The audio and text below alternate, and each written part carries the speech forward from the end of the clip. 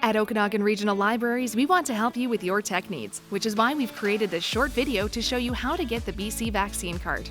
In this video, we will walk you through the steps to get the vaccine card on an iPhone. Before you get started, be sure to have your personal health number, usually found on the back of your BC services card, date of birth, and date of your first or second vaccine dose. First, open your phone's internet browser and go to gov.bc.ca/vaccinecard. From here, scroll down to Get the BC Vaccine Card section. Under Step 1, Log in securely, click on the button that says Get My BC Vaccine Card. This will take you to a new screen and tell you if you are in a virtual queue and if there is a wait time. If there is no virtual queue, you will be taken straight to the Access Your BC Vaccine Card page.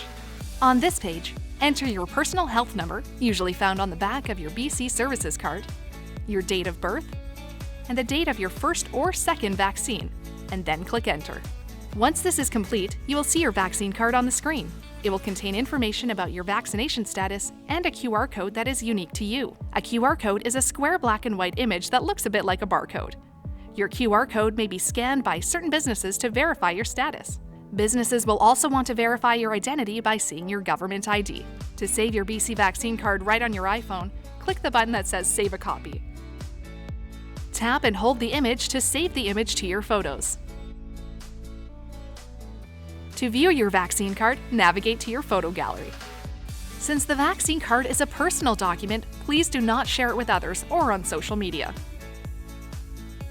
If you need help, head into your local Okanagan Library branch and a librarian would be happy to help you. We can also print your vaccine card out for you if you prefer. To get more information about the vaccine card, please visit gov.bc.ca/vaccinecard.